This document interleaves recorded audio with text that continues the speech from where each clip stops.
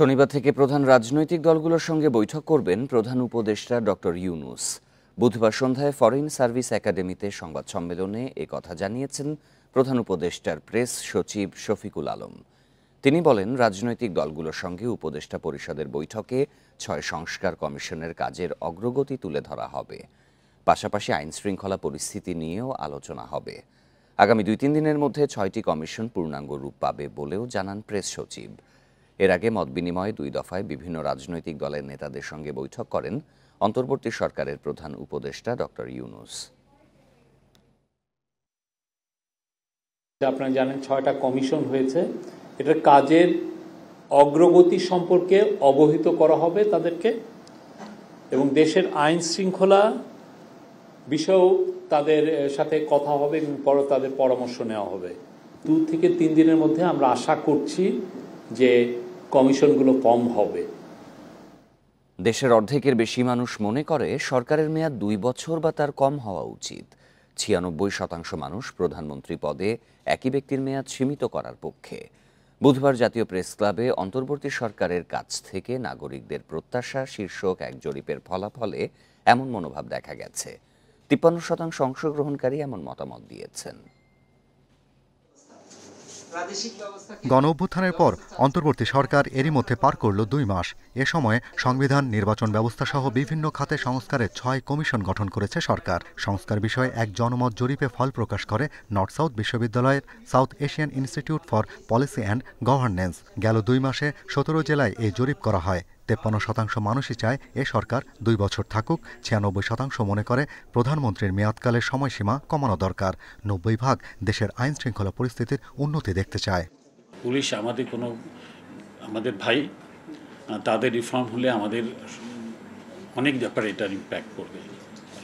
Law and অর্ডারের সাথে economy জড়িত, আমাদের মানসিক শান্তি জড়িত, আমাদের মানসিক স্বাস্থ্য জড়িত। নতুন দল আসুক, আমরা চাই বাক স্বাধীনতা আর একটু আসে। তো নানান দিক থেকে আমি বলবো যে একদিকে নিরাপত্তা এবং অর্থনীতি, অন্যদিকে আসলে গণতন্ত্রের চাহিদাটাই চলে এসছে আমাদের এই জরিপের মাধ্যমে।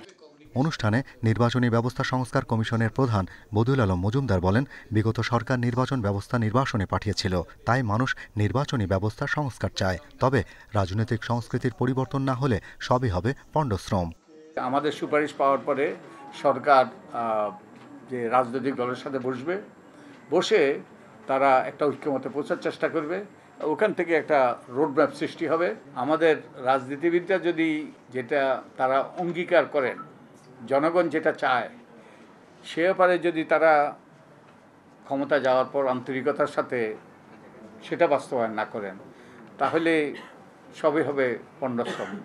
আগস্ট ও সেপ্টেম্বরে বন্যা ব্যবস্থার প্রশংসা করেছেন দেশবাসী। একই সাথে শিক্ষা, স্বাস্থ্য ও জনপ্রশাসনের সংস্কারের উপর জোর দিয়েছেন সাধারণ মানুষ। Shahriar Anirban, independent news, Dhaka.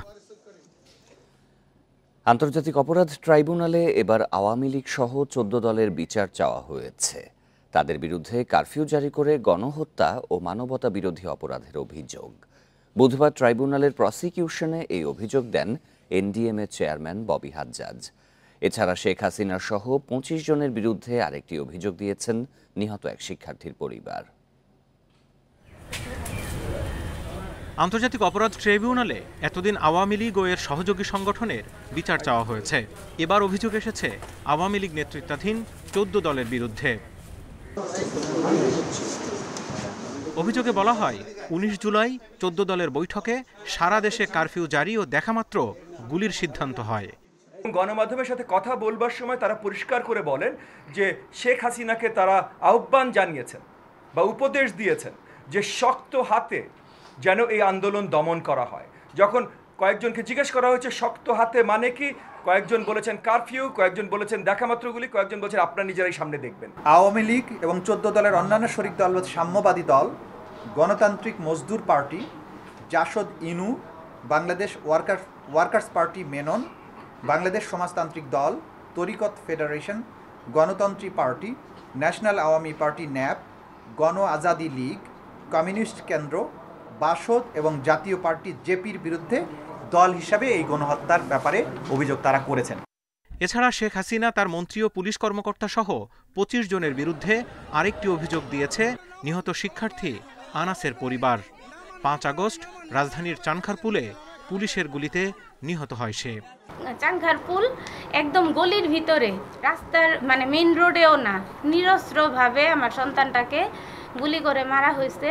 সে ওইখান থেকে আন্দোলনকারীরা আমাদের সাথে যোগাযোগ করে আনাসকে আমাদের হাতে দিয়ে গেছে। এখন পর্যন্ত আন্তর্জাতিক অপরাধ ট্রাইব্যুনালে গণহত্যা, গুম ও মানবতাবিরোধী অপরাধে 51টি অভিযোগ দায়ের হয়েছে। শিগগিরই ট্রাইব্যুনালে বিচারক নিয়োগ হবে বলে আবারও জানিয়েছেন chief prosecutor. Zahidul Bashar, independent news, Dhaka. Cyber নিরাপত্তার জন্য আইন করা হলেও ব্যবহার করা হয়েছে রাজনৈতিক ভিন্নমত দমনে। আইন বিশেষজ্ঞ জ্যেষ্ঠ সাংবাদিকরা এমন মন্তব্য করেছেন। তাই এই আইনে হয়রানির মামলাগুলো প্রত্যাহারের সিদ্ধান্তকে স্বাগত জানিয়েছেন তারা। 2006 সালে হয় তথ্য যোগাযোগ প্রযুক্তি আইন। চাপের মুখে 2018 সালে এটিই হয় ডিজিটাল নিরাপত্তা আইন এবং 2023 সালে সাইবার নিরাপত্তা আইন। এবছরের আগস্ট পর্যন্ত 8টি সাইবার ট্রাইব্যুনালে মামলা দাঁড়িয়েছে 5818টি। বিশ্লেষকরা বলছেন, আইনের নাম বদল করা হলেও ব্যবহার করা হয়েছে একইভাবে। বেশিরভাগ ক্ষেত্রে অপপ্রয়োগ করা হয়েছে বলে অভিযোগ করেন তারা। বিগত সরকারের পুরো সময়টাতে দেখবেন যে আসলে রাস্তায় মানুষের আন্দোলন, রাস্তায় মানুষের মত প্রকাশ করার জন্য দাঁড়ানো, ফ্রিডম অফ অ্যাসেম্বলি, এই ধরনের বিষয়গুলো কিন্তু হারিয়ে গিয়েছিল।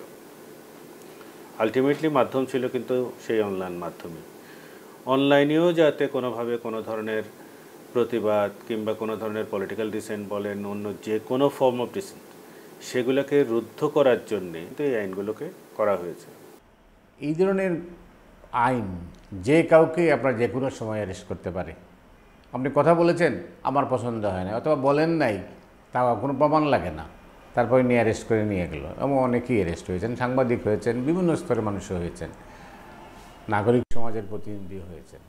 ফলে হয় কি, যে এই ধরনের আইন থাকলে মানে মানুষ সহজে কথা বলতে পারে না, মানুষের কথা বলার স্বাধীনতা থাকে না।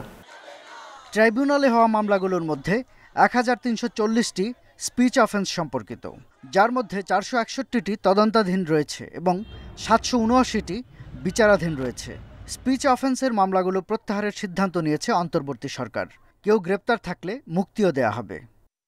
আইনটা তো নিরাপত্তা নিয়ে প্রশ্ন, তো নিরাপত্তায় যদি দিতে না পারে, সে যদি মেজর অনিরাপত্তা তৈরি করে ফেলে সবার জন্য, সমস্ত নাগরিকদের জন্য, এই আইন সংশোধন করে আপনি কোনো কিছু কুলকিনারা করতে পারবেন না। এরকমের একটি ড্রাকোনিয়ান ল যদি থেকে যায়, সেইটা আসলে কেউ পরিবর্তন করবে না।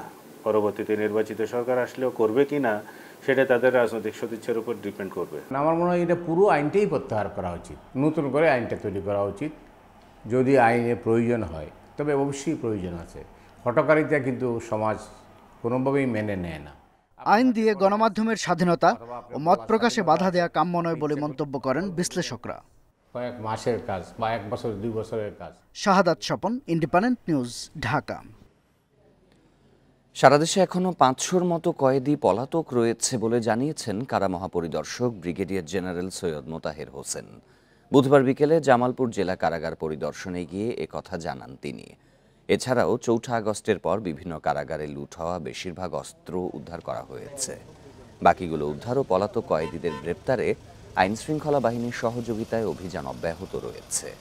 তিনি আরও বলেন, নতুন কারাগার নির্মাণে যেসব ঠিকাদার অপারগ হবে তাদের বাদ দিয়ে নতুন ঠিকাদার নিয়োগ দেয়া হবে। এছাড়াও বন্দীদের খাবারের তালিকায় আমিষ ও প্রোটিনের পরিমাণ বৃদ্ধির জন্য একটি প্রস্তাবনা মন্ত্রণালয়ে পাঠানো হয়েছে বলেও জানান তিনি। পরে ময়মনসিংহ ও জামালপুর কারা কর্মকর্তাদের সঙ্গে একটি মতবিনিময় সভায় যোগ দেন কারা মহাপরিদর্শক। একটা বৃহৎ অংশ ইতিমধ্যে যারা নিজেরা স্বইচ্ছায় ফেরত আসেনি তাদেরকে গ্রেপ্তার করা হয়েছে এবং এই পর্যায়ে অ্যাপ্রক্সিমেটলি 500 প্লাস মাইনাস আমাদের এখনও যারা পলাতক আছে। প্রতিনিয়ত আইন শৃঙ্খলা রক্ষাকারী বাহিনী আমাদেরকে সহায়তা করছে। গুম, মাদক দিয়ে ফাঁসানো এবং মিথ্যা মামলা দিয়ে হয়রানি করায় র্যাবের সংশ্লিষ্টদের বিরুদ্ধে হাইকোর্টের পূর্ণাঙ্গ রায় প্রকাশ হয়েছে। রায়ে র্যাব ও আইনশৃঙ্খলা বাহিনীর জড়িতদের বিরুদ্ধে 3 মাসের মধ্যে বিভাগীয় ব্যবস্থা গ্রহণে স্বরাষ্ট্র মন্ত্রণালয়কে নির্দেশ দিয়েছে আদালত।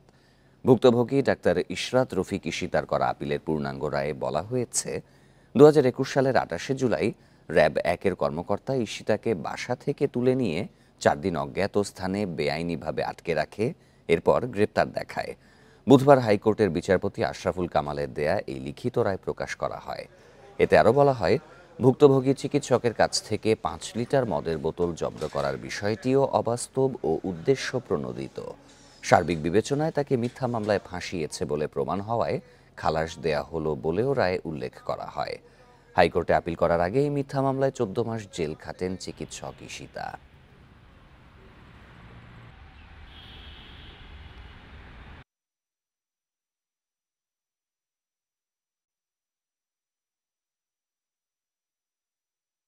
এটি স্পষ্ট প্রতীয়মান যে এজাহারকারী নিজের অসৎ উদ্দেশ্যে এবং অন্যের দ্বারা প্রভাবিত হয়ে প্রসিকিউশন পক্ষের সকল সাক্ষীদের সহযোগিতায় মিথ্যাভাবে অত্র আপিলকারীকে অত্র মিথ্যা মামলায় অভিযুক্ত করে অত্র মোকদ্দমাটি দায়ের করেছে।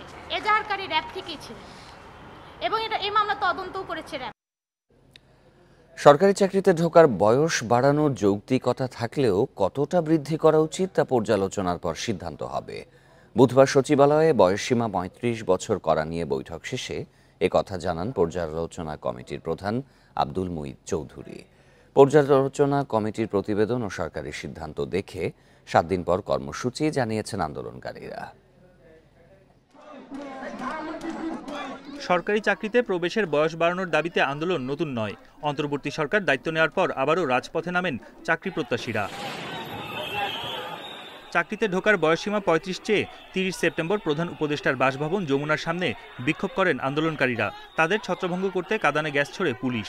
পরে ওই দিনই প্রজ্ঞাপনের মাধ্যমে 2 সদস্যের পর্যালোচনা কমিটি গঠন করে জনপ্রশাসন মন্ত্রণালয়। জনপ্রশাসন সংস্কার কমিশনের প্রধান আব্দুল মুঈদ চৌধুরীর নেতৃত্বাধীন ওই কমিটি প্রথম বৈঠকে বসে বুধবার। সচিবালয়ে এই বৈঠকে অংশ নেন আন্দোলনকারীদের 8 জন প্রতিনিধি।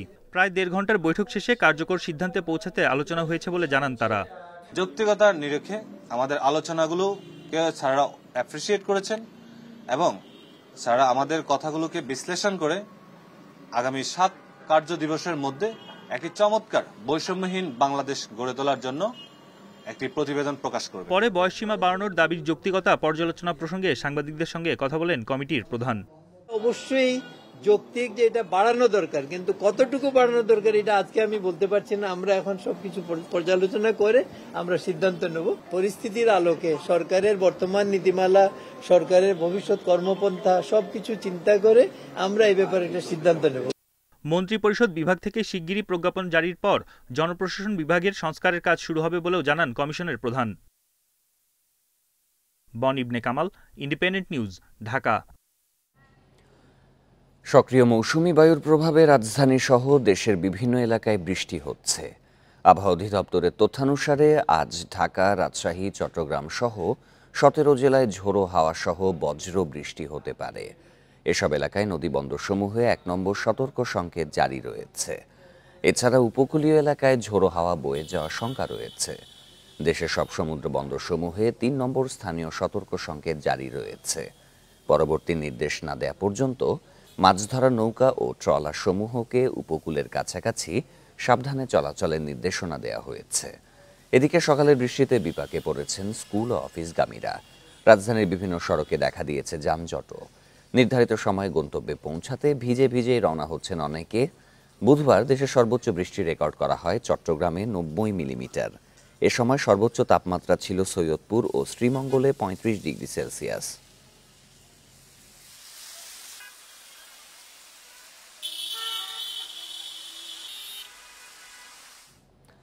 আবহাওয়া পরিস্থিতির আরও খবর জানাতে রাজধানীর মহাখালী এলাকা থেকে যোগ দিচ্ছেন সহকর্মী মোহাম্মদ ওমর ফারুক।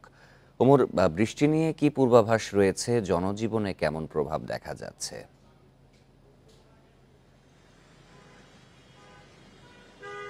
দেখুন, গতকাল সন্ধ্যা থেকে আজকে পর্যন্ত মোট 28 মিলিমিটার বৃষ্টি হয়েছে শুধুমাত্র রাজধানীতে। শুধু রাজধানী নয়, সারা দেশের প্রায় 17টি জেলায় কিন্তু গতকালকে থেকে আজ গুড়ি গুড়ি বৃষ্টি পড়তেছে। আমরা এই মুহূর্তে যে জায়গায় দাঁড়িয়ে আছি সেই জায়গায় মহাখালী, এবং সেই জায়গায় কিন্তু যানজট তৈরি হয়েছে। এবং আমি হাতিরঝিলও ঘুরেছি এবং রাজধানীর বিভিন্ন জায়গায় প্রদক্ষিণ করেছি। সকল জায়গায় কিন্তু যানজট তৈরি হয়েছে, যেহেতু একটু পরে অফিস 9টা বেজে গেছে এবং সবাই যারা অফিসগামী তারা কিন্তু ঠিক সময়ে অফিসে পৌঁছাতে পারছেন। আমরা এই মুহূর্তে যে জায়গাটিতে দাঁড়িয়ে আছি দেখতেই পাচ্ছেন যে ধীর গতিতে চলছে যানবাহন। এছাড়া মহাখালীর কয়েকটি জায়গায় যানজট তৈরি হয়েছে, আর যানজট তৈরি হওয়ার কারণে কিন্তু গণপরিবহনের এক সংকট তৈরি হয়েছে, যেহেতু ঠিক সময়ে পৌঁছাতে পারছে না গন্তব্যস্থলে, যার কারণে অনেক অফিসগামী যারা দাঁড়িয়ে আছেন ঠিক সময় যেতে পারছেন না এবং বৃষ্টিতে ভিজে যাচ্ছেন। এবং রাজধানীতে কিছু কিছু জায়গা যেগুলো নিচু জায়গা, সেই জায়গা কিন্তু জলাবদ্ধতা তৈরি হয়েছে। জলাবদ্ধতা তৈরি হওয়ার কারণে কিন্তু অনেক ময়লা যুক্ত পানি আর কারণে অনেকেই কিন্তু তাদের বাসা থেকে বের হতে পারছেন। আমাদেরকে তারা বলছিলেন যে এই যে ভোগান্তির কারণে কিন্তু তারা ঠিক সময় অফিসে পৌঁছাতে পারছে না। তবে আবহাওয়া অধিদপ্তর আমাদেরকে যে বিষয়টি জানিয়েছে, আগামী 2 থেকে 3 দিনে বৃষ্টি অব্যাহত থাকবে। রাজধানী সহ সারা দেশেই এই গুড়ি গুড়ি বৃষ্টি থাকবে এবং আজকে সারাদিনে গুড়ি গুড়ি বৃষ্টি পড়বে। এখন পর্যন্ত কিন্তু রাজধানীতে সেই গুড়ি গুড়ি বৃষ্টি কিছুটা কমেছে, তবে সকাল থেকে প্রচুর বৃষ্টি ছিল, ঝড়ো বৃষ্টি ছিল এবং এই বৃষ্টির পরিমাণ আরো বাড়তে পারে বলে জানিয়েছে আবহাওয়া অধিদপ্তর। এই ছিল আমার কাছে সবশেষ।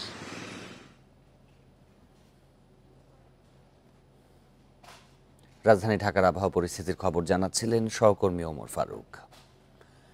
এদিকে চট্টগ্রাম নগরীর প্রধান সড়কে ব্যাটারি চালিত রিকশা চলাচল বন্ধের নিষেধাজ্ঞা মানছে না কেউই। পুলিশের উপস্থিতিতেই প্রধান সড়কে উঠে পড়ছেন চালকরা। এতে প্রায়শই ঘটছে দুর্ঘটনা।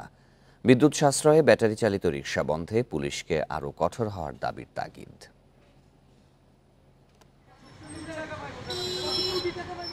9 সেপ্টেম্বর নগরীর প্রধান ও গুরুত্বপূর্ণ সড়কে ব্যাটারি চালিত রিকশা চলাচলে নিষেধাজ্ঞা আরোপ করে চট্টগ্রাম মেট্রোপলিটন পুলিশ। দিনে দুপুরে সড়কে দাপিয়ে বেড়াচ্ছে অবৈধ যানবাহন। ট্রাফিক পুলিশের কড়াকড়িতেও থেমে নেই ব্যাটারি চালিত রিকশার দাপট। বেপরোয়া গতি, ত্রুটিপূর্ণ ব্রেক সিস্টেম ও অদক্ষ চালকের কারণে প্রায়ই ঘটছে দুর্ঘটনা। ব্যাটারি চালিত রিকশা নিয়ন্ত্রণ ও চালকদের সচেতনতার উপর জোর দিচ্ছেন নগরবাসী। আমরা বড় রাস্তায় আসতে পারলে মনে করেন না 2টা ভাড়া মারতে পারি, একটু সচরাচরভাবে চলা যায়। তারা এত স্পিডে গাড়ি চালায়, তারা অনেক সময় অ্যাক্সিডেন্ট করে বসে থাকে। কোনো ব্রেক নাই, কিছু নাই, ঠিকমতো সিগন্যাল দিলে জায়গায় দাঁড়াচ্ছে না। ব্যাটারি চালিত রিকশা বন্ধে অভিযান চলছে বলে জানিয়েছে ট্রাফিক বিভাগ। একটা বড় অংশ জড়িত যাদের জীবন জীবিকার একমাত্র মাধ্যম এটা, সুতরাং আমরা প্রথম দিকে এতটা কঠোর না হয়ে তাদেরকে ধীরে ধীরে একটা পর্যায়ে নিয়ে আসতে চেষ্টা করছি। নগরবিদরা বলছেন, চালকদের বিকল্প কর্মসংস্থানের পাশাপাশি ব্যাটারি চালিত রিকশার যন্ত্রাংশ আমদানি বন্ধ করতে হবে। চট্টগ্রাম মহানগরীতে সেই যে অটোরিকশার যে দৌরত্ব সেটি চরমে, নিয়মিত দুর্ঘটনা ঘটছে এবং সেখানে সবচেয়ে বড় ব্যাপার হচ্ছে এই অটোরিকশাগুলোর যে গঠন, এই কাঠামোগত গঠন কিন্তু আসলে ত্রুটিপূর্ণ। চট্টগ্রাম মহানগরের বিভিন্ন এলাকায় প্রায় 20,000 অবৈধ ব্যাটারি চালিত রিকশা চলাচল করছে। Abdullah Rakib, independent news, Chittagong. Digital শহরের কথা বলা হলেও সিলেটে এখনও হাতের ইশারায় চলে ট্রাফিক ব্যবস্থাপনা। বিভিন্ন সময় প্রকল্প নেওয়া হলেও আলোর মুখ দেখেনি আজও। নগরীর ক্রমবর্ধমান যানবাহনের চাপে যানজট দিনে দিনে অসহনীয় হয়ে উঠেছে। পর্যটক সহ নগরবাসীর এই ভোগান্তি নিরসনে নেই কোনো উদ্যোগ। 2002 সালে পৌরসভা থেকে সিটি কর্পোরেশনে উন্নীত হয় সিলেট। সময়ের ব্যবধানে পরিধি বেড়েছে এই শহরের, বেড়েছে জনসংখ্যা, যানবাহন। নগরীর ট্রাফিক ব্যবস্থাপনার আধুনিকায়নে 1996 সালে 7টি পয়েন্টে সিগন্যাল লাইট বসানো হয়, কিন্তু 2013 সালে সড়ক সম্প্রসারণের সময় তা সরিয়ে ফেলা হয়। এরপর থেকে হাতের ইশারায় নিয়ন্ত্রণ হচ্ছে যানবাহন চলাচল। সিগন্যালের কারণে যানজট সবসময় লেগে থাকে এবং আমাদের মানুষের সচরাচর রাস্তা পারাপার হইতেও সমস্যা।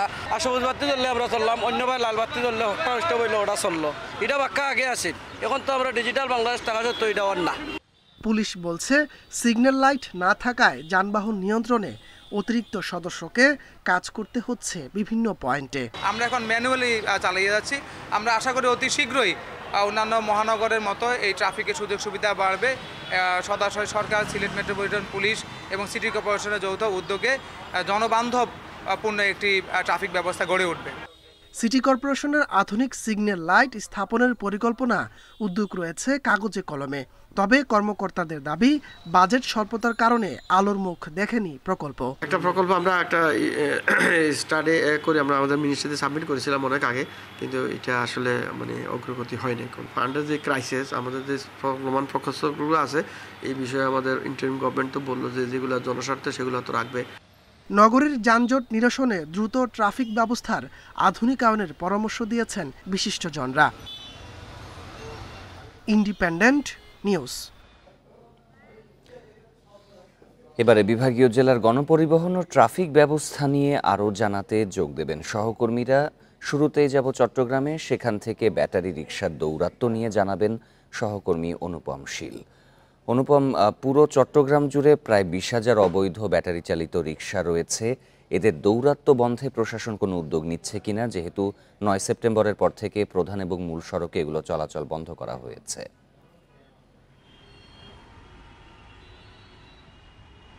প্রায় 1 মাস হতে চলল, এখনো কিন্তু আমরা দেখছি যে চট্টগ্রামের বিশেষ করে প্রধান সড়কগুলোতে যে ব্যাটারি রিকশা বন্ধের কথা বলা হচ্ছিল সেটি এখনো মানা হচ্ছে না, সেটি চলছে।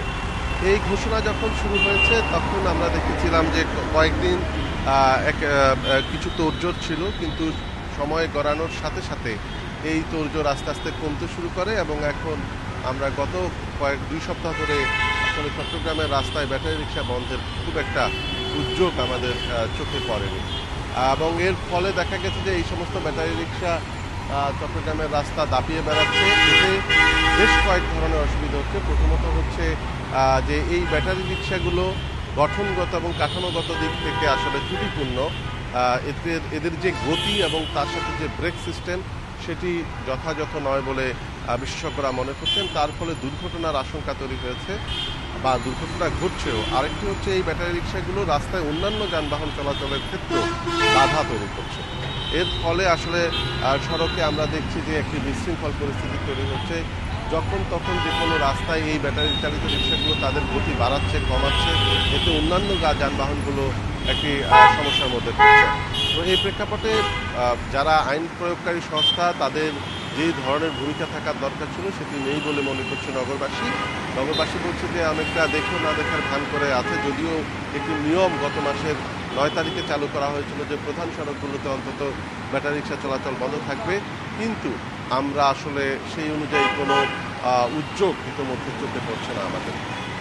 দেশের কর্তৃপক্ষ এ ব্যাপারে দৃষ্টি দেবে, এটাই আমাদের প্রত্যাশা। এবারে আমরা যাব সিলেটে, সেখানে ডিজিটাল শহরের কথা বলা হলেও সনাতন পদ্ধতিতেই চলছে ট্রাফিক ব্যবস্থাপনা। এ বিষয়ে জানাতে যোগ দিচ্ছেন সহকর্মী রানা মজুমদার। রানা, সিটি কর্পোরেশন হওয়ার এত বছর পরেও এই ধরনের অব্যবস্থাপনা কেন দেখা যাচ্ছে? তারা তো বাজেট দেওয়ার কথা বলেছিল, সেই বাজেটে কোনো ধরনের অপর্যাপ্ততা রয়েছে কি?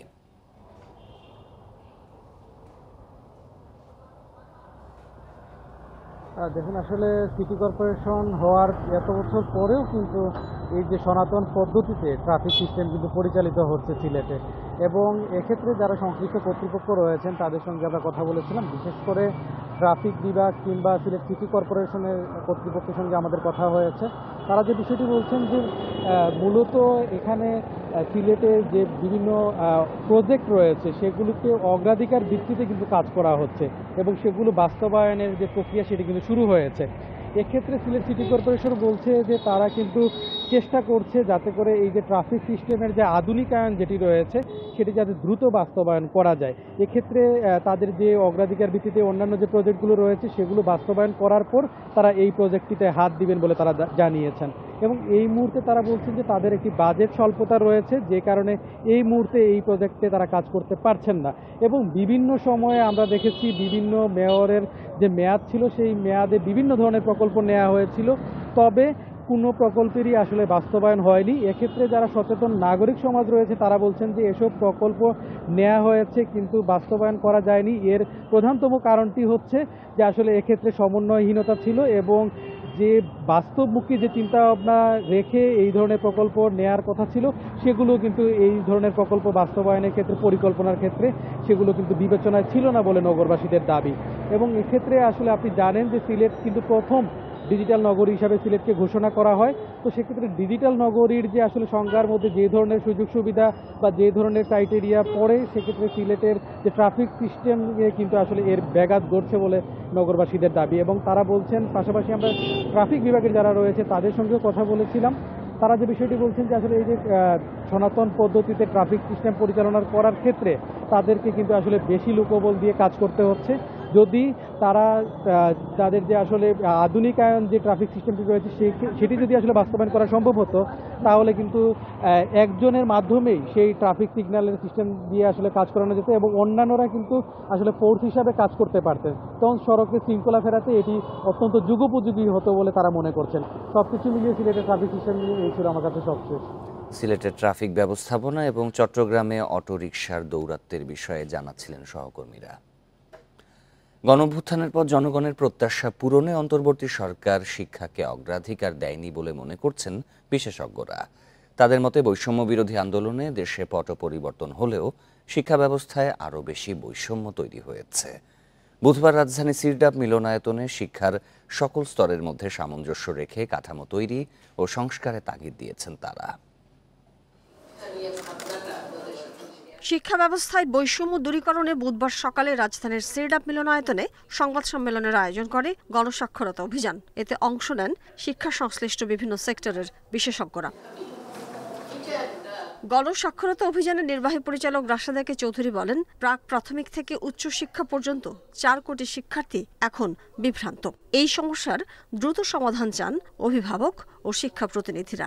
আগামী 10 বছরে আপনাদের কি ধরনের ম্যান পাওয়ার দরকার, আপনারা কি মনে করেন, সেই অনুযায়ী শিক্ষাক্রম এবং শিক্ষা ব্যবস্থাটাকে সাজানো খুব জরুরি। আমরা বহুদিন ধরে বলে আসছি, কিন্তু ঘটনাটা ঘটছে না। অনুষ্ঠানে ব্র্যাক বিশ্ববিদ্যালয়ের ইমেরিটাস অধ্যাপক ডক্টর মনজুর আহমেদ বলেন, বৈষম্য বিরোধী আন্দোলনের মাধ্যমে দেশের পট পরিবর্তন হলেও শিক্ষা ব্যবস্থায় আরও বেশি বৈষম্য সৃষ্টি হয়েছে। একটা শিক্ষা কমিশন করতে হবে এবং সেটা হয়তো ওই অন্যান্য কমিশনের মতো 3 মাসের কমিশন হবে না। এটা নিশ্চয়ই এখন তাৎক্ষণিকভাবে কি করা যায়, এই মুহূর্তে কি করা যায় এবং এর পরে দীর্ঘ সময়ের জন্য সংস্কার যেটা, সেটার জন্য কিছু রূপরেখা তৈরি করে তারপরে কিভাবে এগোনো যায় সেই ধরনের চিন্তাভাবনা করতে হবে। শিক্ষা খাতের সংস্কারে বেসরকারি প্রতিষ্ঠানগুলোর কাছ থেকেও তথ্য প্রমাণ নেওয়া উচিত বলে মনে করেন এডুকেশন ওয়াচের আহ্বায়ক ডক্টর আহমেদ মোশতাক রাজা চৌধুরী। ব্রিফিংয়ে প্রাক প্রাথমিক, প্রাথমিক, মাধ্যমিক ও উচ্চ মাধ্যমিক, উচ্চ শিক্ষা সহ শিক্ষা প্রশাসন, ব্যবস্থাপনা ও বিনিয়োগের ওপর সুনির্দিষ্ট কিছু সুপারিশ তুলে ধরা হয়। Mahmuda Moumita, Independent news, Dhaka.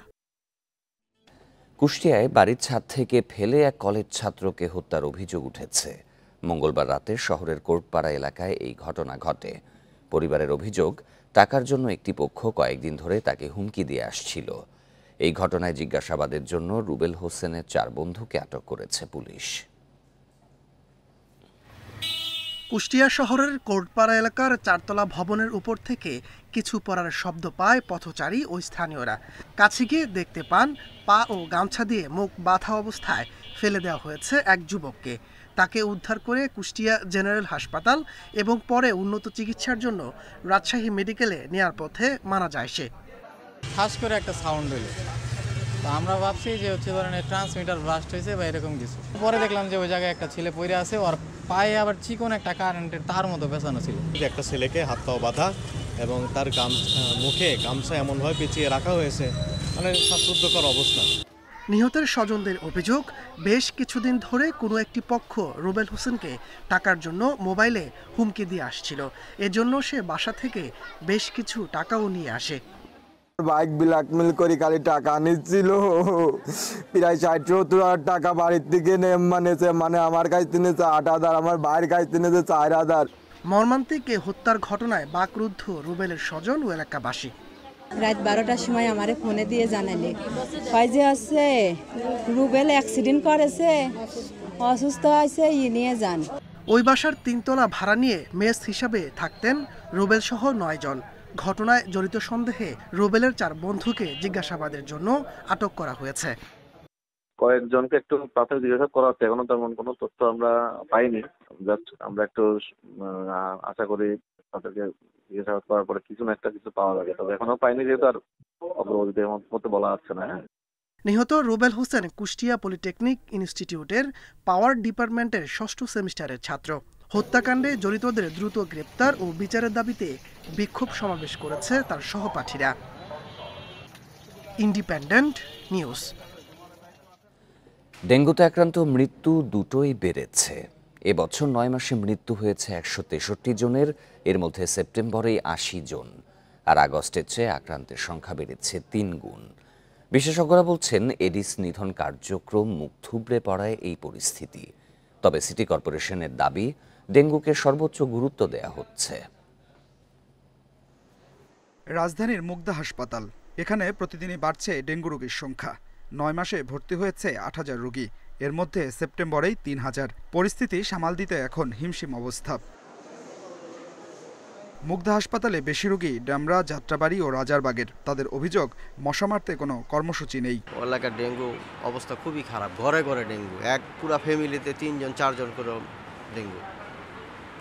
ওখানে দেখার মতন কেউ নাই। সরকার পরিবর্তন হওয়ার কারণে মনে হচ্ছে সিস্টেমটা একটু ভঙ্গুর হওয়া যাওয়াতে দেখা যাচ্ছে বিভিন্ন মশার দিয়ে স্প্রে দেওয়া, নিধন করা, এটা মনে হচ্ছে একেবারে কমে গেছে। তো আজকে তো দেখতেছি খুব খারাপ অবস্থা। আমার মাথা টাথা নিতেছে গা, হাত পা নিতেছে গা, প্রেশার 240, কখনো নামে আসতেছে, কখনো উপর হইতেছে। চিকিৎসকেরা বলছেন চাপ কমাতে অনেক রোগীকে জরুরি সেবা দিয়ে বাসায় পাঠিয়ে দেওয়া হচ্ছে, তবে অনেকেই আসছেন আশঙ্কাজনক অবস্থায়। ক্রাইটেরিয়া না হলে তো আমরা ভর্তি দিচ্ছি না, এবং তাদের মধ্যে দেখা যাচ্ছে যে তাদের প্রেশার কমে যাচ্ছে, তাদের পেটে ব্যথা, বমি, পাতলা পায়খানা, সিভিয়ার জ্বর এগুলি থাকতেছে, সাথে তার দুর্বলতা, অনেক সময় শ্বাসকষ্ট হয়। এই ক্রাইটেরিয়াগুলো এবং ব্লিডিং, তো এই ক্রাইটেরিয়াগুলো ফিল আপ যখন করতেছি তখন আমরা রোগীদের ভর্তি দিচ্ছি। আগস্ট ও সেপ্টেম্বরের অতিবৃষ্টি ডেঙ্গু বাড়ার কারণ মনে করছেন বিশেষজ্ঞরা। এডিস বিরোধী অভিযান না থাকাও বড় সংকট। ক্রাশ প্রোগ্রামের টিম কিন্তু এখন মাঠে আছে। প্রতিদিনই আমাদের ফগিং, লার্ভিসাইডিং যেমন চলছে, অ্যাওয়ারনেস প্রোগ্রামটা ঘরে ঘরে গিয়ে it is monitored by some additional secretary. জমা পানি সেটাকে ফেলে দেন কোনো কন্টেইনারে, যাতে 3 দিনের বেশি পানি জমে না থাকে। সেটা ওই অ্যাওয়ারনেসের সাথে সাথে ইন্টারভেনশনও কিন্তু হচ্ছে আমাদের। গত 9 মাসে ডেঙ্গু আক্রান্ত হয়েছে 30,938 জন, এর মধ্যে সেপ্টেম্বরেই 18,000-এর বেশি। 2022 সালে ডেঙ্গুতে সর্বোচ্চ সংক্রমণ হয় অক্টোবরে, এবারও সে সংখ্যা দেখছেন বিশেষজ্ঞরা। Adilur Rahman, independent news, Dhaka. টানা বৃষ্টি ও উজানের ঢলে প্লাবিত উত্তরের 4 জেলায় বেড়েছে চরম দুর্ভোগ। বাসস্থানে পানি ওঠা এবং নদী ভাঙনে সব হারিয়ে অনেক পরিবার আশ্রয় নিয়েছে খোলা জায়গাতে। দুর্গতদের মাঝে দেখা দিয়েছে খাবার ও বিশুদ্ধ পানির সংকট। প্রশাসনের পক্ষ থেকে ত্রাণ দেওয়ার কথা বলা হলেও প্রয়োজনীয় সহায়তা না পাওয়ার অভিযোগ ভুক্তভোগীদের। কুড়িগ্রামে তিস্তা ও ধরলার পানি কমায় বন্যার কিছুটা উন্নতি হয়েছে, তবে এখনও পানিবন্দী অসংখ্য পরিবার। এছাড়া ভাঙনে ক্ষতিগ্রস্ত হলেও কোনো ত্রাণ সহায়তা না পাওয়ার অভিযোগ তাদের। সাহায্য করতে কিছু পাইনি, আমি আমাকে দেখতে রসি নেই। 15-16 দিন হয় বাড়ি ভাঙবে, রিলিফ সিলিফ কিছু পাই নাই। রংপুরের 3 উপজেলার বিস্তীর্ণ এলাকা তলিয়ে যায় বন্যার পানিতে। এছাড়া তীব্র নদী ভাঙনে অনেক পরিবারের আশ্রয় হয়েছে খোলা আকাশের নিচে। এখনো তাদের কাছে পৌঁছায়নি ত্রাণ সহায়তা। জমি জমা বিহীন হয়ে যাইতেছে। এবং সরকারি লোক আইছে না, কোনো ত্রাণও দেয় না, কোনো কিছু দেয় না। বারবার তিস্তার ভাঙনে সর্বশান্ত হচ্ছে অনেক স্বাবলম্বী পরিবার। এ অবস্থায় ত্রাণের চেয়ে নদী শাসন ও স্থায়ী বাঁধ নির্মাণের দাবি তাদের। ওই সামান্য ত্রাণ দিয়ে আমাদের কিছু হবে না, আমরা চাই নদী শাসন। যে জায়গাগুলো অধিক ঝুঁকিপূর্ণ সেগুলোকে বিবেচনায় এনে আমরা আমাদের প্রয়োজনে বাজেট বরাদ্দ সাপেক্ষে ইতিমধ্যে কিছু কিছু স্থানে জিও ব্যাগ ফেলে কাজ চলমান আছে, যাতে ভাঙনের ঝুঁকিটা প্রশমিত করা সম্ভব হয়। এদিকে তিস্তার পানি বিপদসীমার নিচে থাকায় লালমনিরহাটেও পরিস্থিতির অনেকটা উন্নতি হয়েছে। তবে পানিবন্দী এলাকায় দেখা দিয়েছে বিশুদ্ধ পানি ও খাবার সংকট। জেলা প্রশাসনের পক্ষ থেকে ত্রাণ সহায়তা দেওয়ার কথা বলা হলেও প্রয়োজনের চেয়ে তা খুবই কম বলে অভিযোগ ভুক্তভোগীদের। তাপস সরকার, ইন্ডিপেন্ডেন্ট নিউজ। ব্যাংক খাতে নানামুখী সংস্কার কার্যক্রম হাতে নিলেও ঘুরে দাঁড়াতে পারছে না পুঁজিবাজারে তালিকাভুক্ত ৩৬টি ব্যাংক। এখনও বেশিরভাগ ব্যাংকের শেয়ার দরপতনের ধারায়, আবার অনেক ব্যাংকের লেনদেন হচ্ছে ফেস ভ্যালুর নিচে। এতে হতাশ সাধারণ বিনিয়োগকারীরা। বিশ্লেষকরা বলছেন, সংস্কারের মাধ্যমে প্রকৃত চিত্র উঠে আসলে আবারও ঘুরে দাঁড়াবে ব্যাংক খাত। বর্তমানে পুঁজিবাজারে তালিকাভুক্ত ৩৬টি ব্যাংকের শেয়ার লেনদেন হচ্ছে, যার বেশিরভাগই দীর্ঘদিন ধরে দরপতনের বৃত্তে ঘুরপাক খাচ্ছে। ৯টি ব্যাংকের চলতি হিসাবে তারল্য ঘাটতি ১৮,০০০ কোটি টাকা ছাড়িয়েছে। এর মধ্যে ৭টি ব্যাংকই পুঁজিবাজারে তালিকাভুক্ত। বাংলাদেশ ব্যাংকের সাথে চুক্তি অনুযায়ী এরই মধ্যে এসব ব্যাংকে তারল্য সহায়তা দিয়েছে বিভিন্ন সবল ব্যাংক। এর মধ্যে তীব্র তারল্য সংকটে থাকা আইসিবি ইসলামী ব্যাংক রয়েছে দুর্বল মানের বা জেড শ্রেণীভুক্ত। নতুন করে এতে যুক্ত হয়েছে ন্যাশনাল ব্যাংক। ন্যাশনাল ব্যাংক ও ফার্স্ট সিকিউরিটি ইসলামী ব্যাংকের শেয়ারের দর ৬ থেকে ৮ টাকার কাছাকাছি লেনদেন হচ্ছে। ইউনিয়ন ও গ্লোবাল ইসলামী ব্যাংক লেনদেন হচ্ছে ৬ থেকে ৬০ টাকার কাছাকাছি। এছাড়া তালিকাভুক্ত আরও 10টি ব্যাংকের শেয়ার লেনদেন হচ্ছে ফেস ভ্যালুর নিচে। এতে বিনিয়োগকারীদের মধ্যে তৈরি হয়েছে হতাশা। সেই যেটা নিলে ক্ষুদ্র বিনিয়োগকারী ক্ষতিগ্রস্ত হয়, কোনো বিনিয়োগকারী ছাড়া কোনো কোম্পানি ক্ষতিগ্রস্ত হয় না। আইন অমান্য করে কোম্পানি, ক্ষুদ্র বিনিয়োগকারী সর্বশান্ত হয়। কোম্পানি কি করলো এবং কি না করলো সেটা আমরা আপনারা তদন্ত করে দেখে তারা কিভাবে দিল না তাদেরকে শাস্তি দেওয়া হবে। বিশ্লেষকদের মতে, ব্যাংক খাতে দীর্ঘদিনের যে আস্থাহীনতা তৈরি হয়েছে তা থেকে ঘুরে দাঁড়াতে আরও সময় লাগবে। আমরা তো এমনি গর্হ বলতেছি এই ব্যাংকের এই নাই, এই ক্ষতি হয়েছে। এখন রিয়েল পিকচার, অডিটেড পিকচারটা জানা দরকার, যে এতদিন যে অ্যানুয়াল রিপোর্ট বা কোয়ার্টারলি রিপোর্ট দিছে তার সাথে কতটুকু ডেভিয়েশন হয়েছে এবং খেলাপি ঋণের পরিমাণ অ্যানুয়াল রিপোর্টে তো দেওয়া আছে, তার থেকে কি অনেক বেশি নাকি আছে কিছু। যে টাকাগুলো ব্যাংক থেকে বের হয়ে গেছে সে টাকাগুলো রাতারাতি আনা সম্ভব না। তো এগুলো আস্তে আস্তে আসবে এবং এই যে প্রক্রিয়া শুরু হয়েছে সেটা যদি চলমান থাকে একটা পর্যায়ে ইনশাআল্লাহ ব্যাংকিং সেক্টর ঘুরে দাঁড়াবে। গত 5ই আগস্ট শেখ হাসিনা সরকারের পতন হলে 11টি ব্যাংকের পরিচালনা পর্ষদ ভেঙে পুনর্গঠন করে কেন্দ্রীয় ব্যাংক। নামে বেনামে ব্যাংকগুলো থেকে বিপুল অঙ্কের ঋণ নিয়ে পাচারের অভিযোগও খতিয়ে দেখছে কেন্দ্রীয় ব্যাংক সহ বিভিন্ন সংস্থা। তৌহিদ রানা, ইন্ডিপেন্ডেন্ট নিউজ, ঢাকা। বিশ্ববাজারে কাঁচামালের দাম বৃদ্ধির যুক্তিতে টানা 4 মাস ধরে বাড়ছে এলপিজির দাম। চলতি মাসের জন্য 12 কেজি সিলিন্ডারে 35 টাকা বাড়িয়েছে Bangladesh energy regulatory commission BERC. তবে বরাবরই নির্ধারিত দামের চেয়ে অতিরিক্ত গুনতে হচ্ছে ভোক্তাদের। বিষয়টি স্বীকার করে বিইআরসি বলছে, আইনি দুর্বলতায় অসাধু বিক্রেতাদের বিরুদ্ধে কড়া ব্যবস্থা নেওয়া যায় না। প্রতি মাসে সৌদি আরামকো এলপিজির মূল উপাদান প্রোপেন ও বিউটেনের দাম নির্ধারণ করে, যার ভিত্তিতে দেশের বাজারে এলপিজির দাম সমন্বয় করে নিয়ন্ত্রক সংস্থা বিইআরসি। সংস্থাটি বলছে, জুলাই মাস থেকে বিউটেন প্রোপেনের দাম ঊর্ধ্বমুখী। এতে ধারাবাহিকভাবে বেড়েছে এলপিজির দাম। অক্টোবরের জন্য প্রতি কেজি এলপিজির দাম নির্ধারণ করা হয়েছে 121 টাকা 31 পয়সা। গত মাসে সেপ্টেম্বরে আমরা মূল্য নির্ধারণ করেছিলাম প্রতি 12 কেজি সিলিন্ডার 1421 টাকা। সেটি 35 টাকা বেড়ে এই মাসে দাঁড়িয়েছে 1456 টাকা, যেটি কোম্পানি বিক্রি করবে 1361 টাকায়, পাইকারি বিক্রি হবে 1411 টাকায়। তবে সবসময়ই এলপিজির নির্ধারিত দামের চেয়ে বেশি অর্থ গুনতে হচ্ছে ক্রেতাদের। গত মাসে 44 টাকা বেড়ে 12 কেজির সিলিন্ডারের দাম দাঁড়ায় 1421 টাকা, কিন্তু ভোক্তাকে কিনতে হয় 1500 টাকা পর্যন্ত। 12 কেজি 1500 টাকা নেয়। আমি গত 2 দিন আগেও কিনছি। গত মাসে 12 কেজি তারা নির্ধারণ করে দিয়েছিল 21 টাকা। হ্যাঁ, আমরা ওই যে আমাদের ট্রান্সপোর্ট সার্ভিস চার্জ এগুলো। বুধবার কারওয়ান বাজারে বিইআরসি কার্যালয়ে সংবাদ সম্মেলনে বিক্রেতাদের অতিরিক্ত দাম আদায়ের বিষয়টি স্বীকার করেন কমিশনের চেয়ারম্যান। জানান, খুচরা ও পাইকারি বিক্রেতাদের লাইসেন্সের আওতায় আনার পরিকল্পনা। শাস্তির যে বিধানগুলি আছে আমাদের আইনে, these are not in the schedule of the mobile code ordinance. So এর আগেও ভোক্তা অধিকারীর জন্য মোবাইল কোড করেছে।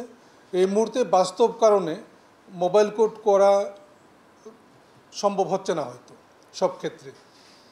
সো এটা একটা জেনুইন সমস্যা রয়ে গিয়েছে। সরকারি কোম্পানির সরবরাহ করা এলপিজি সিলিন্ডারের দাম 690 টাকাই বহাল রাখা হয়েছে। আর গাড়িতে ব্যবহৃত প্রতি লিটার অটো গ্যাসে 1 টাকা 58 পয়সা বেড়ে নতুন দাম নির্ধারিত হয়েছে 66 টাকা 84 পয়সা। Hari Saha, independent news, Dhaka. চলতি বছরের সেপ্টেম্বরে মূল্যস্ফীতি গত মাসের চেয়ে কিছুটা কমে 9.92% দাঁড়িয়েছে। আগস্টে যা ছিল 10.49 বুধবার বাংলাদেশ পরিসংখ্যান ব্যুরোর হালনাগাদ প্রতিবেদনে এই তথ্য জানানো হয়। তবে খাদ্য মূল্যস্ফীতি 2 অঙ্কের ঘরেই আছে। এ মাসে খাদ্য মূল্যস্ফীতি কিছুটা কমে 10.4% ঠেকেছে। খাদ্য বহির্ভূত খাতে মূল্যস্ফীতি হয়েছে 9.5%, যা গত আগস্ট মাসে ছিল 9.74। আওয়ামী লীগ সরকারের শাসন আমলের শেষ মাস জুলাইতে মূল্যস্ফীতি 11.66% উঠেছিল। খাদ্য মূল্যস্ফীতি 12 বছরের সর্বোচ্চ অবস্থানে গিয়ে 14.1% ঠেকেছিল।